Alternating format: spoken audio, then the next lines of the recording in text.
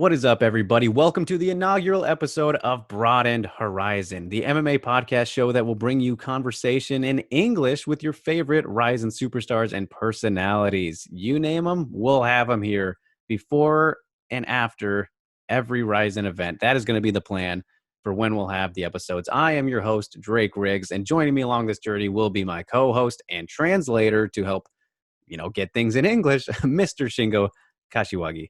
So, thank you so much for joining, you guys. And whether you're watching on YouTube or mymmanews.com, you could be listening on the Loudmouth MMA Podcast Network, even where, there's the Not Safe for Work MMA show. Fantastic podcast. The MMA Takeover. They have breakdowns. They have previews. There's the Shillin' and Duffy show. I mean, they got it all. And now the Broadened Horizon is also going to be a part of that family. Very excited. And we have a very good lineup, a stacked lineup to kick things off. On the very first show, we have the new RIZIN Bantamweight champion, Kai Asakura. He joined us, and it was a great chat there. The rising Bantamweight prospect, Naoki Inoue. And then, of course, two GOATs. We have the Atomweight GOAT and the former RIZIN champion, Ayaka Hamasaki, and the living legend herself, one of the greatest fighters ever, period, Megumi Fujii. So, without further ado, I think we can get right into it, you guys. Thanks so much for listening, watching, whatever you're doing. Shingo is joining me. You won't be seeing him until the end, but you will hear him, and we recap what went down. So thanks so much, guys. Enjoy. Joining us first will be the Bantamweight RIZIN champion, Kai Asakura. All right. Thanks so much for joining me, champ. Means a lot. I'm excited to have you here. I got to know, man, has it settled in that you're the champion now? Like, how's the feeling? It's, you've had 4 weeks to digest it. Do you feel like the champion? Honestly, I'm very happy. I'm very happy to be the champion. But this is not my goal. It's just a mile marker. So, I'm not going to settle here. I'm not going to be very happy with what I have. I can't really this is just a mile marker. I have my goals set much higher. Of course, can never get too settled. I shouldn't got carried away there, but so how did it feel, to get, aside from being in the title fight and all that, but how did it feel to get to fight again after having to wait, through the quarantine? Everyone had to deal with it differently, I'm sure, but for you, was it like such a relief to get back in there? Yeah, I wasn't able to fight for over 8 months, and there were certain times where there was the opportunity was presented, but still I couldn't fight. So it just meant everything that I could fight again. Yeah, definitely. I'm sure it was something a lot of people had to deal with, of course, in the fighting world. But you're very big on YouTube. I was looking at your numbers the other day, and very popular. So I'm sure you were staying busy making videos and all that. Is it hard to come up with ideas? So yeah, all the contents from my YouTube channel, I come up with the ideas, and I'm just looking for things to do on a regular basis. So that's what I'm thinking about, what can be interesting content throughout the day. Yeah, definitely. It's always a fun challenge to kind of try and think of videos and all that. I mean, I saw one that it looked like a prank. You were doing like a scary ghost type of prank. Do you like to do the prank videos, or are there more of those I missed out on? I like to pull pranks on people, but I think it's just my personality that I get pranked more often than I get to prank people. It's just how it goes. Sometimes it comes back at you. So enough with the YouTube. So as for the fight, the big win over Hiro Masa, I mean, man, phenomenal performance. Did that play out as you expected? I mean, I'm sure, of course you go in confident and plan to do exactly what you want, but when it actually unfolds as well as it does, I mean, is that exactly what you thought would happen in the fight going in? So yeah, that fight played out the way I wanted it to play out. I did a lot of research on my opponent before the fight, and I learned some of his tells during the fight and what he would do. So, he did exactly what I studied on, and it just all fit perfectly. Yeah, that was very obvious watching it play out too. And of course, the loss to Cape in your fight before that was probably a big motivator. So do you feel like that was a really, maybe a necessary thing that you needed to have, to get to this point and take this next step, as opposed to if you didn't have that loss and, that extra motivation? I do feel that because of that loss, I was able to look into my weak points. I was able to look back at what I needed to work on. So in words, yes, that loss definitely made me stronger and make me who I am right now. And, in terms of what was the bigger win, I mean, Horiguchi, that upset was the upset of the year, one of the greatest upsets ever, really, if we're being totally honest. Um, but not for the title. This one title fight, you go out there, do your thing, just like you did against Horiguchi. Which one was a bigger win for you? The title or knocking off the champion, but not getting the title, I guess. So yeah, this is a tough question because both fights are important. But if I had to choose, beating Horiguchi probably means more because Horiguchi is a well-respected name in the industry, and beating him probably it means more to me than winning the title by beating somebody less. Yeah, I can definitely see both sides to that one. And I mean, in terms of who could be next for you, I mean, I've seen, the rumblings of like, oh, maybe Horiguchi will come back and you guys can have a rematch where, you're the champion now. Is that kind of the next move you're looking at? Or is there somebody that you have in mind? Maybe if it's not Horiguchi. So my big priority, my priority is the rematch with Horiguchi, and beating him is my number one priority at the moment. And after that, if this pandemic continues, it means that I can only face Japanese fighters after that. So if that's the case, I'm not too motivated in facing anybody after I beat Horiguchi. So that's my current state of mind. Okay. And do you have like an ideal time when you're thinking you'd like to defend your title for the first time too, whether it's against Horiguchi or not? Are you looking at when you want to fight again already? So I know for a fact that New Year's Eve, I'll be fighting on New Year's Eve. But if things work out, I might be fighting this month. Ooh, okay. Interesting. All right, very cool.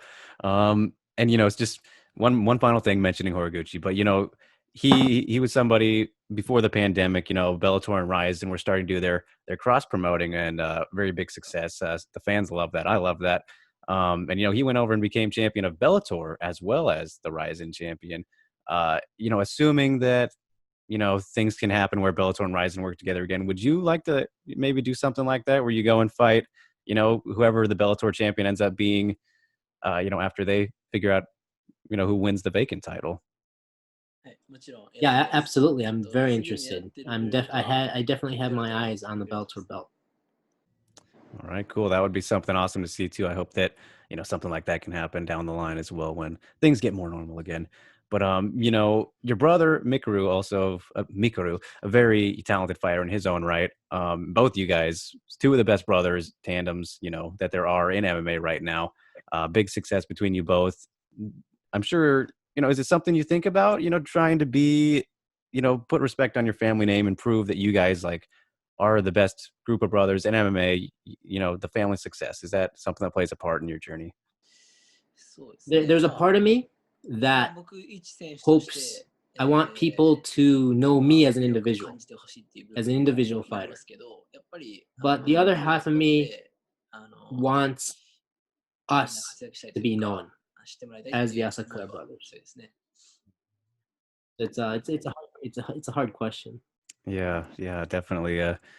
Because you always want to kind of try and stand out a little bit too. But when you're both, so successful, and you don't want your brother to not do good, so it's a tough spot to be in, I imagine, right? Is that, I mean, yeah, that's a hard thing to tackle, right? I mean, yeah, I mean, it's a hard spot to be in, I imagine. I think right now we have a good balance between both of us. Everything's working out in a plus in a positive way. We get to motivate each other. It's a good motivation on both ends. if my brother does well, I know I got to keep up, vice versa. So right now it's working out quite nice. Yeah, it definitely is. It definitely is. I mean, you got a big gold belt next to your mantle now, so that's always nice. But that is all I got for you, Kai. So thank you so much, man. Really an honor to get to talk to you. And, of course, look forward to whatever's next for you. Um, you're the champ now. Congratulations, man. Thank you very much. And from Kai Asakura, we will go to one of the greatest fighters of all time, the one and only Megumi Fujii. All right. Thanks so much for joining me. I had to talk to you after, well, first the Ryzen events and then finishing up the story. I gotta know, did you get to read it? What did you think? I gotta hear it from you. What'd you think? So the piece was much more longer than I anticipated it to be, and it was well written and thought out. That if a person read that who didn't know me would get to know me, and it was put that way. And I was very honored, and I was very happy that someone would put in their time to make something like this, to write something like this. So I'm very grateful to you. Oh, well, it was my honor. I mean, that was the goal too. You got to make it readable to everybody and help them get to know you if they didn't already. And those that do know you, maybe give them, a little bit of a deeper look into, more of your life and your journey and all that. So yeah, it was my honor, really. Thank you so much for giving me even the chance to do it. I think somebody should have done it a long time ago before me, but the fact that I got to do it, that's incredible and means so much. And to somebody like you, a legend. I mean, it's still crazy for me to even talk to you right now. So thank you again for letting me have that opportunity. And, what do you think of the comments from everybody as well, that all the other people I got to talk to? So yeah, most of the comments I got are from, obviously, from English speaking friends, and they were blown away of how my story was. There's some things, angles that they didn't know about me, and a lot of positive comments. And for me, I've never become a champion, so I've never had a belt. So my name will not be written in the books, and it won't be left on a record as a champion. But I think you made something that will remain in the books, uh, which probably wouldn't have happened because I don't have a champion belt. I'm not a champion. I won't be remembered as a champion of something. Um, but you produce something that would be remembered, and I've it's been 7 or 8 years after I retired, but I'm just very grateful that people still talk about me. My name is I'm very grateful that my name is still brought up during conversations. Some people take their time to go back and watch some of my fights, and this is something that turned out to be something very memorable, and I'm very happy that you were able to make something so great that would remain. And that was the goal, of course. Uh, but yeah, I mean, of course, you're incredibly humble, but I gotta know, what is it like when you see, people like other champions, other people who are considered, the greatest of all time, because you're in that conversation whether you want to admit it or not. But like Chris Cyborg, I talked to her, and seeing her say, yeah, Megumi should definitely be in that conversation for the greatest of all time. What does it feel like when you see your peers who are also in that category, say, oh yeah, she's very humble and she won't brag, but maybe she should brag a little bit. I'm very honored that my name is brought up, in the pound for pound discussions or whatnot. But I just it's just not my nature to talk about it from myself. I think when people whatever people think from a perspective, that's probably real. So I'm just it's just not in my nature to talk about myself that much. And as I said, one of the reasons, one of my goals when I started, when I put myself in MMA, was to become to put my name out there when people talked about who is the best. When they talked about pound for pound, one of my goals was to make my name get in there and be recognized when people talk about pound for pound. So now when I look back, I think I was able to achieve my goal now in hindsight. But when you're fighting, you just can't see it. You just have no idea how people look at you, and you're just so focused on being the best you can be at the moment.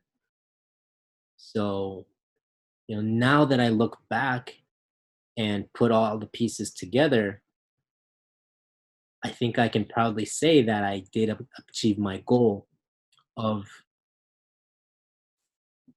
when I started, when I put myself in MMA. Yeah, I mean, I won't disagree with that. I mean, there's no secret there. Um, and it's funny because I intentionally I didn't want to ask about this or bring it up the first time we talked, but after talking to everybody and writing the story and all that, and specifically seeing Sakakibara-san's his comments, and I was really surprised to see that he said he was interested in still having, you can maybe compete for Ryzen.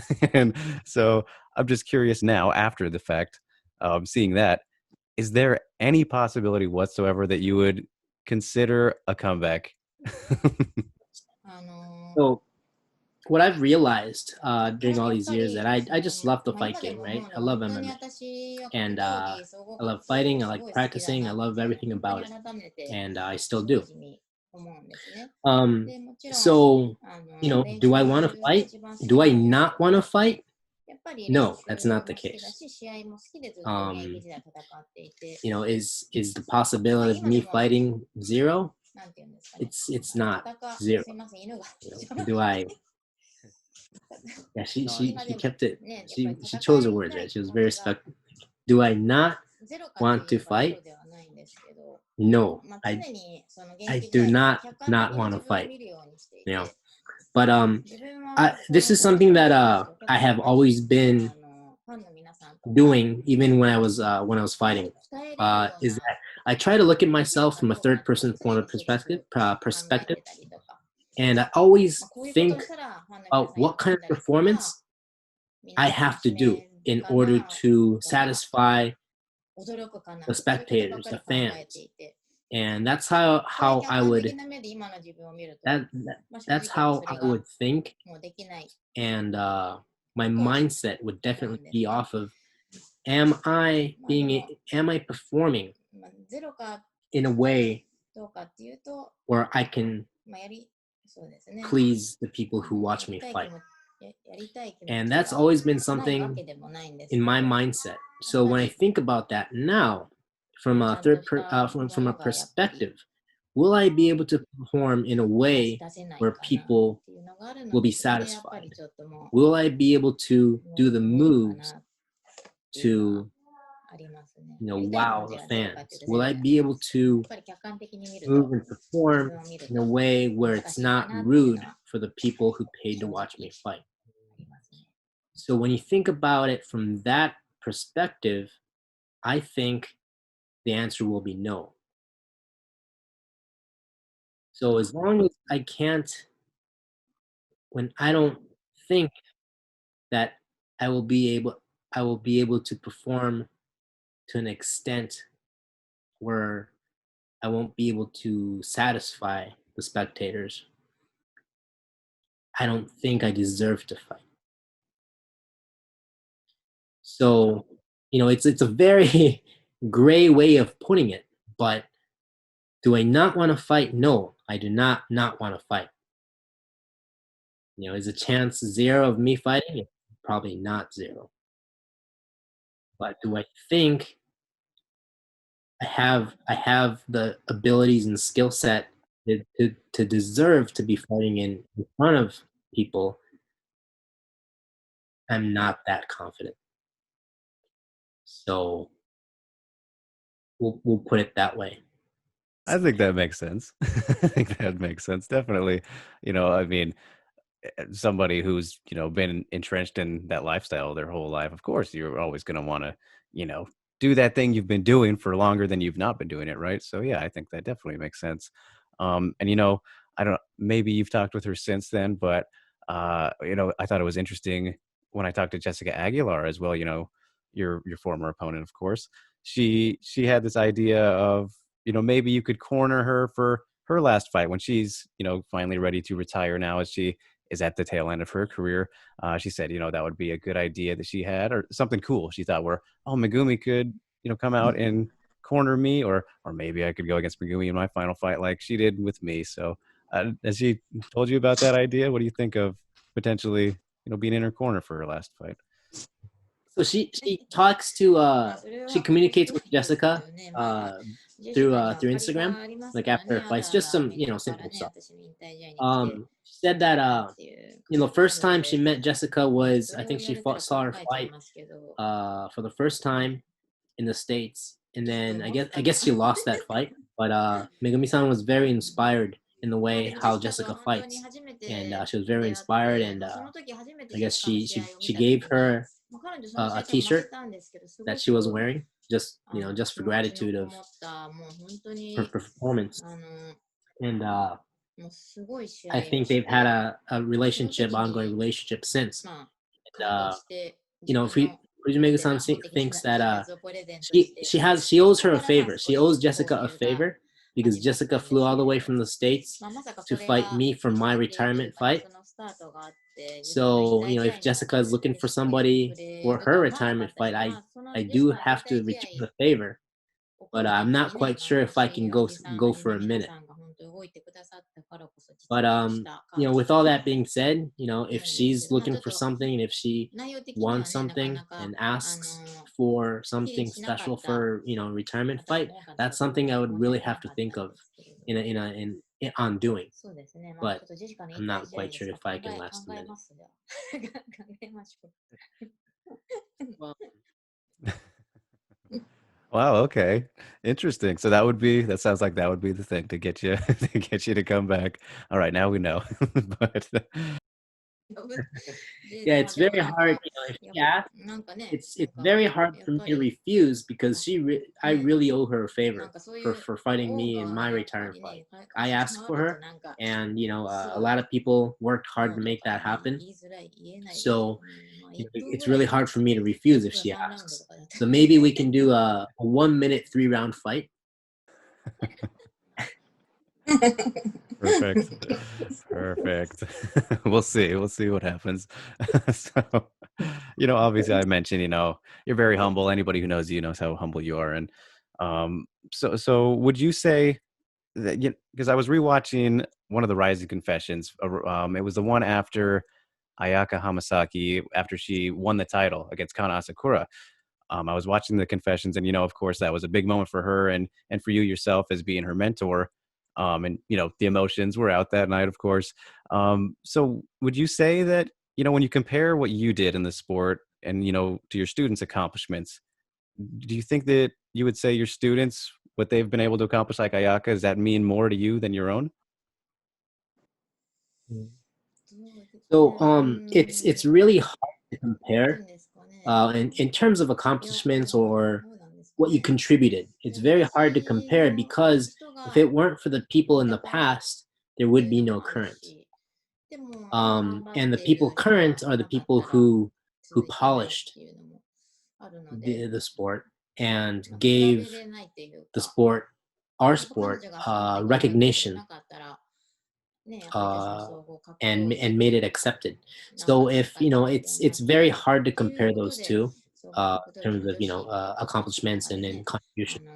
So I do believe that Hamasaki Ayaka continuing what she did to do for such a long time definitely contributed to Japanese women's MMA being more recognized and accepted like it is today. So it's everybody worked hard to make women's MMA accepted as it is today. Yeah, definitely. I mean, she's got her claim to, I think she's probably, the greatest atom weight of all time. She's definitely up there. It's been incredible what she's been able to do. Um, So I will leave you with one last thing here, Megumi. I won't keep you as long as I did last time, because the story is over now for now, but it always lives on, of course. But so I'll leave you with a fun question. I saw you go to the beach recently, which looked amazing. I got to know, what are some of your favorite places in Japan? Where would you recommend, when I finally make it over there, where are some places to go and enjoy visiting? During when I was fighting, and I like to, on my days off, I would like to put myself in nature. I'd like to surround myself in nature, go to the ocean, go to the mountains, and put myself in nature, which is very relaxing for me. Like when you're in the hustle, when you're in the trenches every day, you're surrounded by all sorts of. You're thinking of so many things every day. You have to do this, you have to do that. But when you put yourself in front of Mother Nature, it makes you realize how small you are. And at the moment, it makes you recognize how small you are and how small whatever your things are, whatever your stress is, it makes you recognize how small everything is. So, my days off, I like going out, put myself in the nature, and resetting everything gets my mind very clear. And I still like doing that. So I like going out to the oceans, mountains, rivers, and try to spend as much time out in the wilderness as much as possible. And Drake, if you come to Japan, she would really want you to come to Fukuyama, where she lives, and eat uh, great great oysters, Japanese pancakes, okonomiyakis. We'll drink some booze, and we'll have a good time over here in Fukuyama. Awesome. Yeah, of course, always good to, escape and get into nature and all that. But yes, that all sounds excellent as well. I'm in. It sounds good to me. All right. Well, that's all I got for you this time, Megumi. I will keep you no longer. Thank you so much, so much, for joining me here today, for joining me the first time, allowing me to be able to help, spread the word and share the story of, your legacy that you left behind, because it's really one that I think anybody who's interested in MMA should know about. I mean, it's important to know history and where people came from to get, to where we are today. It's kind of a big deal. So it's an absolute honor to get to do that for you. And it's always great getting to talk to you. So thank you so much. Wish you the best. And, of course, if we can get that third fight with Jessica to happen, that's cool too. So good luck with everything going forward. And thank you again. Yeah, so she's saying that it's been an honor, Drake. Thank you so much for making this happen. She was thanking me to making this happen. That piece was absolutely wonderful. Thank you so much for making everything happen. Japan's MMA scene is right now it's facing a true challenge with this whole situation. But we do hope that we can get over this. Hujimegu-san will play her part in raising and bringing up new talent, teaching the new generation and bringing them up. So she'll play her part, and we'll do our best to keep Japanese MMA going. So Drake-san, please follow us, and if you could spread the word on what we're doing, we would greatly appreciate that. The whole point of this show. And she will let you know as soon as Jessica's third fight is confirmed. Okay. Okay, sounds good. And going from a retired legend, we will go to a rising young prospect in the bantamweight division, Mr. Naoki Inoue. All right. Well, congratulations, Naoki, on your win. Thank you so much for joining me today. I'm sure it was great to be back in the ring and all that. I mean, so, how was your second appearance in Rising, compared to the first? To jump to conclusions, I was able to I got used to fighting on such platform compared to my first event. Obviously, I'm just very grateful that we were able to fight in front of an audience during these times. And maybe it's a combination of me being my second time and a combination of the event not being so full of people. You know what I mean? Like Ryzen had to decrease the amount of spectators. So with the combination of lesser people and my second time, I was able to fight much more relaxed than my first fight. Of course, of course. And I mean, as far as the fight itself, were you kind of surprised that Shudo, he tried to wrestle so much, and so quickly, and all of your finishes have come by submission. So the way he fought was absolutely what I anticipated him to do. He knows that my stand up is much better than his, and for him to be able to capitalize during this fight was his ground game. He had to fight with his bread and butter, so he had to take the fight to the ground and go for that choke. So that's what I've been working on, and he fought exactly the way I thought that he would fight me. Of course, of course. And, ended up getting the win there, which was awesome. Very quick. I think it was your third quickest victory, which that's always great, right? Get in, get out. And right afterwards, it seemed like maybe interested in Ishiwatari for the next fight. Is that what's the story there? Is there something, some beef, or just like the idea of Ishiwatari next? So there's absolutely no like backstory behind it. Like I was asked during the interview, like in the ring, and Ishiwatari's name was the first thing that came up to my head. So I'm kind of I'm not the kind of person who calls people out. So that's the first name that came to my head, and what I said. So there's absolutely no bad blood or no bad intentions behind that comment. Yeah, I mean, it's probably just you look and you see him. Oh, there he is. There's a guy I could find. He's out there doing commentary and all that. So makes sense. But also another person who was fighting on the same card as you. Guy Asakura, new champion in your division. Just curious. What do you think of his performance, and maybe eventually fighting him someday?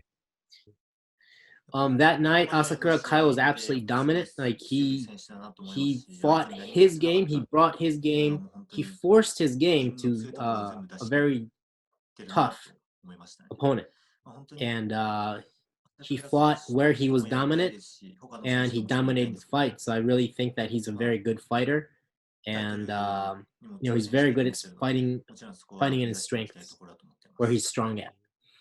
In terms of me fighting him, yeah, I mean he's a good fighter. At the end of the day, I'm also going after that belt. So eventually, it's something that must happen.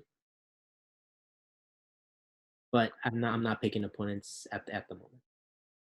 Yeah, of course, of course. So, I mean, do you have an ideal timing of, you're still very young, and, you have plenty of experience under your belt, which is quite impressive as well. But do you picture, like, ideally, when would you hope when is Naoki Inoue champion? How soon would you like to make that dream a reality? So obviously, I have to win my fights that are in front of me. But if I keep winning, eventually that opportunity will come. So if things go right, maybe I'm thinking next year or maybe 2 years from now. But you know I, I'm gonna focus on all the fights that are in front of me, and then winning one by one would eventually get me that opportunity. Yeah, of course, just got to make it undeniable. And I think that I mean I know that you were surprised by it, and a lot of people were when you were released from the UFC after one loss, and it was a split decision of all things.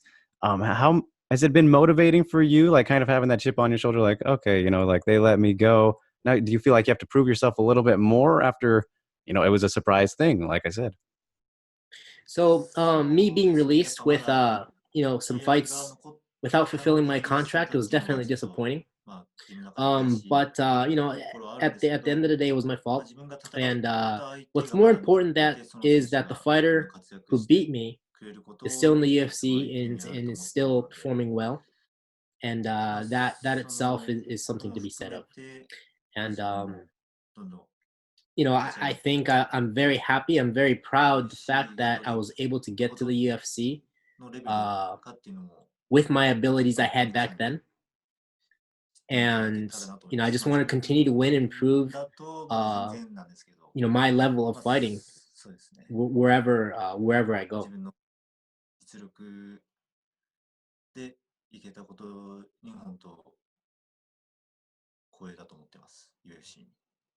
Yeah, definitely. I can imagine. And speaking of the UFC, your sister Mizuki, unfortunately coming off a loss now. But I'm curious, what has it been like for you getting to grow in the sport, with your sister? I mean, it's a pretty rare thing that we see.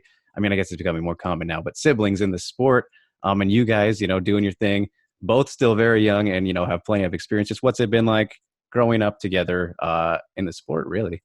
The reason why we started training martial arts was get into the UFC. That was our goal from the beginning. So with that mentality, with both of us having that mentality, it was easy for us to focus on every aspect of the fight game. So we didn't start off with just a martial arts background. We started with everything. We knew what we needed to work on because both of our mindsets were set on getting into the UFC. So we did striking, jiu-jitsu, wrestling. We worked on everything, and I think all that hard work paid off, and we are where we are now.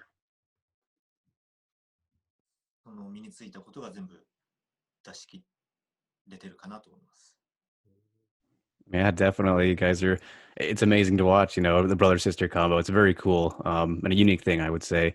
Um, so I'll leave you with this, Naoki. Thanks so much again for the time. But yeah, just curious, and do you have any favorite fighters or inspirations that helped you get into the sport, or somebody people you like to watch, other fighters, those types of figures? So when I first started, I didn't really have a set favorite fighter. But once I started really getting into kickboxing, Masato, the big name in Japan at the time was Masato. So he became one of my idols to motivate, which motivated me into practicing kickboxing more. じゃあ、マサト選手ってことですね。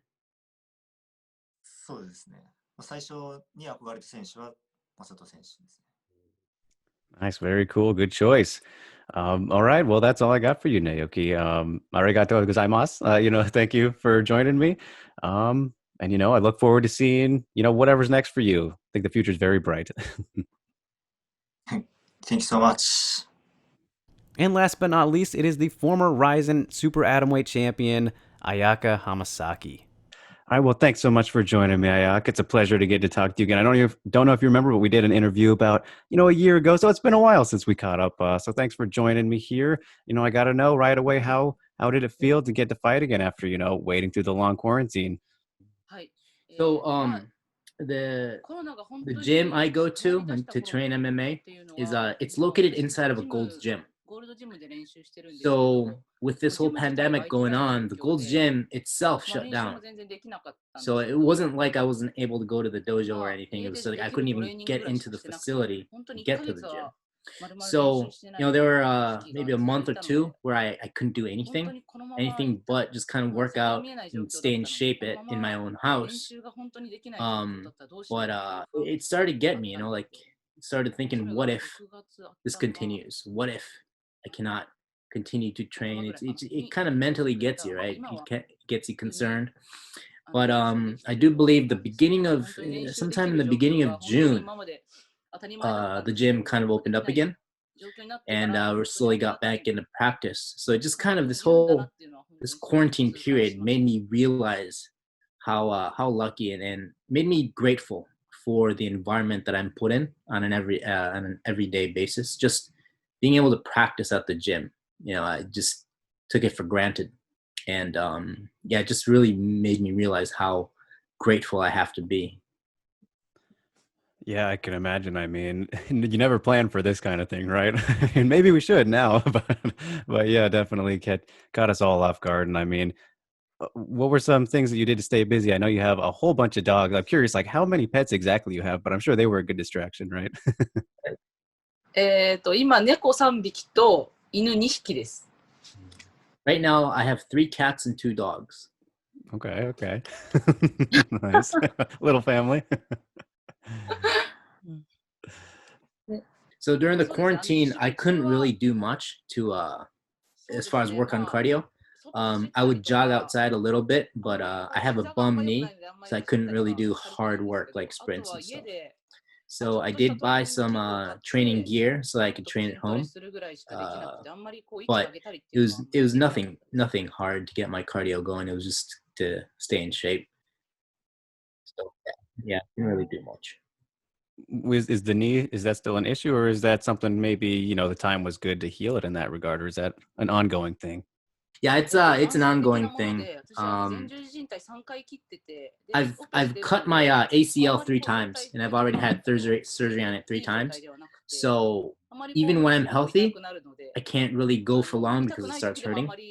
So it's just something I have, and I'm gonna have to keep dealing with. But yeah, it's just I try not to work that knee too hard. Wow. Okay, that's news to me. That's pretty amazing, considering how, your career's gone and you've been so great for so long. And, even in this last fight, another incredible performance, did exactly what we expected at you to do in there and get the win against Tomo Maesawa. Did that fight go according to plan for you? Were you happy with the performance? So one of my projects have been to work on my hands, my striking. And for this fight, I really wanted to showcase, well, not showcase, but I wanted to test what I could do on my feet. So I was pretty much, my mind was set to strike with her in the first round, and I wanted to test myself and see what I could do and see if I've improved and I can utilize what I've been practicing on. And as far as the second round, I was pretty confident that I could finish her. I could submit her on the ground, which I would, which I guess I did. So I enforced that in the second round. So yeah, I would say that the fight itself, turned out as planned. Yeah, it was a really good showing, I would say, of course. And your hands are getting better, over time. It's impressive how, just you're getting better with age. It seems like a fine wine, as they say.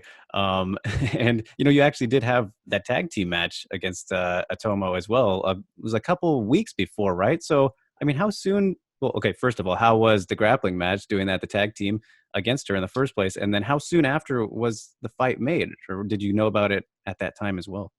So yeah, first the grappling tag match itself, it was fun. I enjoyed it. It's a very unique rule set. So when I fought, when I competed, my opponent already had a few minutes with another competitor. So when I faced her, I knew that she was already fatigued. She spent a lot of energy already. So when I grappled with Tomimatsu-san, it really didn't.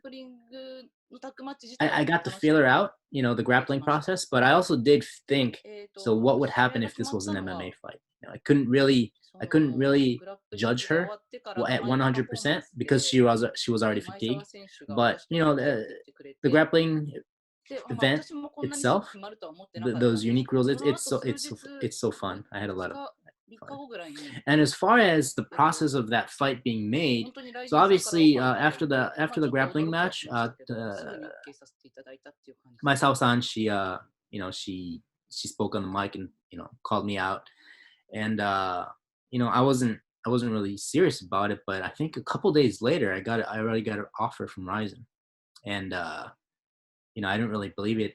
I didn't really believe it would come this quick, but I was already in shape. I was ready, so yeah, I didn't think twice, and I took the offer. Yeah, okay. Yeah, perfect. I mean, it all worked out. That's for sure.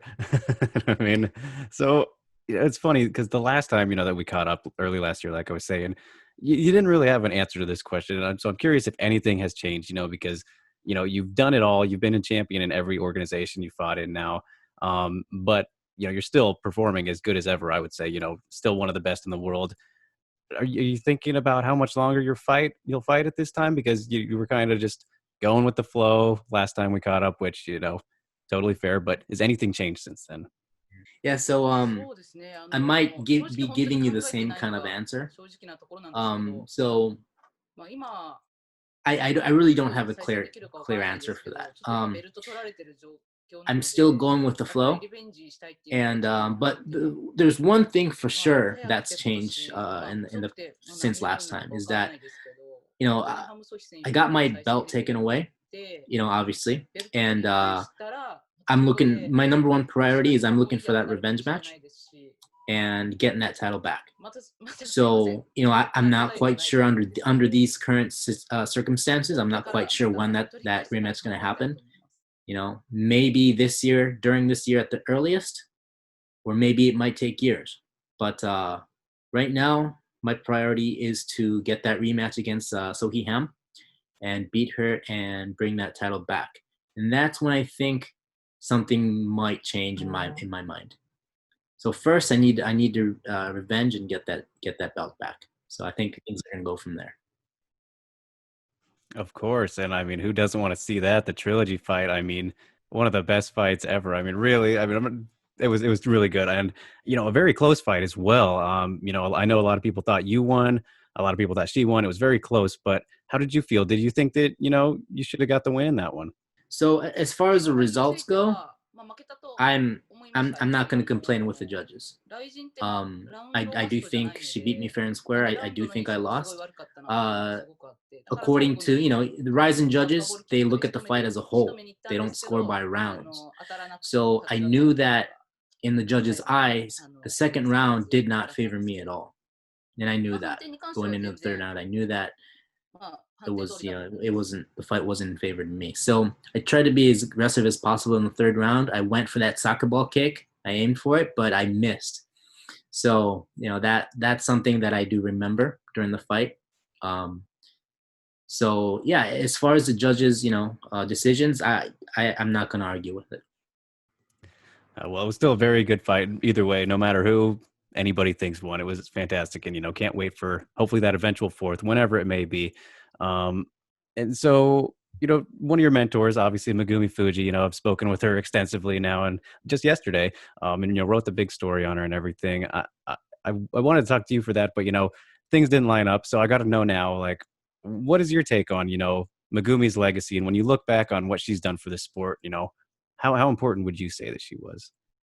First of all, I don't think anybody could do what Fujii-san did to make. I mean, nobody can do what she did. Let's put it that way. And I do feel obligated. And somebody has to inherit her project or what she started. And I kind of do feel that I'm obligated to be the one to inherit her project on her legacy. And to me, Fujii-san is something very special to me. She's not like my big sister. She's not like my mother, but it's just something very a special person to me. And I came to realization how special she was after she left AACC. The team was never the same. The atmosphere was never the same after she left. So those things kind of make me realize how great of a person she is. And for me, she will always be somebody I would look up to and somebody I would be chasing to become as a fighter and as a person. Right now she's retired, so I can't really compare myself as a fighter. So I'll always be chasing her, and my goal is to be like her. So she's that kind of person to me. Yeah, I mean, you've done a great job, creating a great legacy of your own. Do you have a favorite moment that you guys shared that you can think of, something that stands out as like, when you think of like the bond between you guys? Is there a moment that stands out? So there's something that all of us have been wanting to do is that I think Fujii-san felt it the most, but she wanted she just wanted women's MMA to be accepted and known, and she wanted to prove, of course, myself, but she the most wanted to prove that Japanese women fighters, athletes can compete against world-class competition.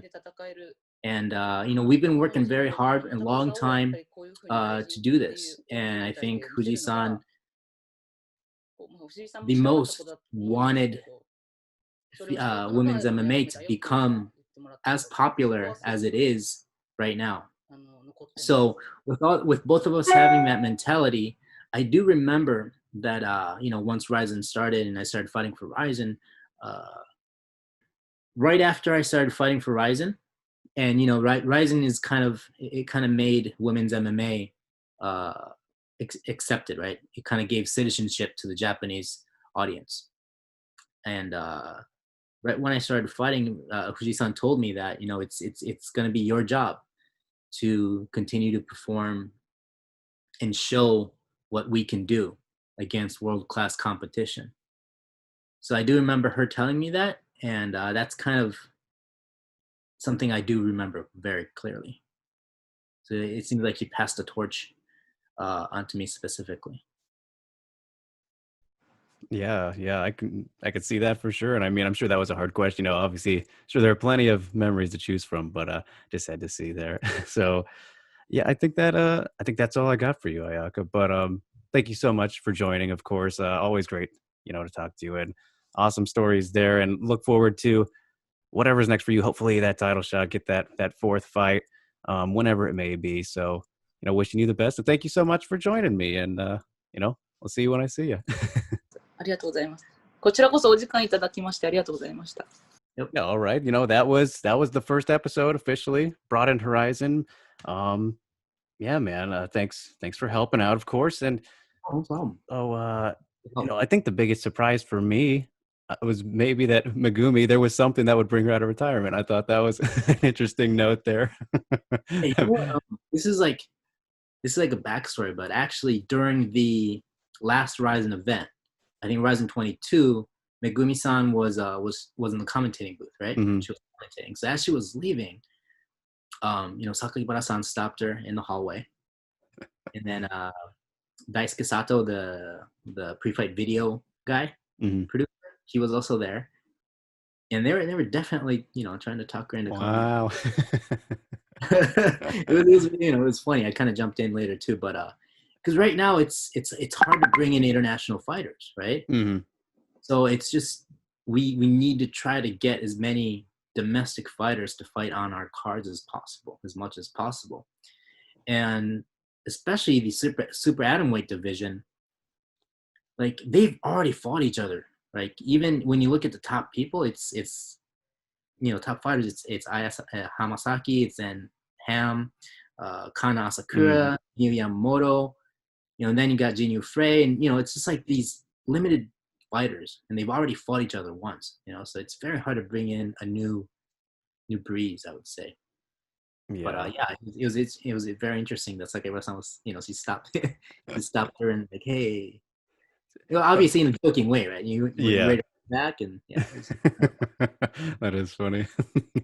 And you know, I also thought, you know, it was interesting how Kai, it sounds like I mean, sure, the news might be coming out here soon. I won't do spoilers for anybody just yet, but you know, 2 fights lined up for him, it sounds like. Yeah, He said he guarantees the New Year one, which that's Yep. awesome. Yep. So yeah, that's exciting. But all right, you guys, thanks for joining, checking out this very first episode. Hope you enjoyed. We'll be back for, I'm thinking to do, you know, the preview, maybe before the show, definitely after Ryzen events, but maybe before too, because it's good to get the looks, get you excited, talk to the people who are about to fight. I think that's always a good thing too. So we should try to do that. Do one before the fights for Ryzen 24 and get the fighters in. We'll work on yes, definitely. Yep. All right. Until next time, then. Excellent.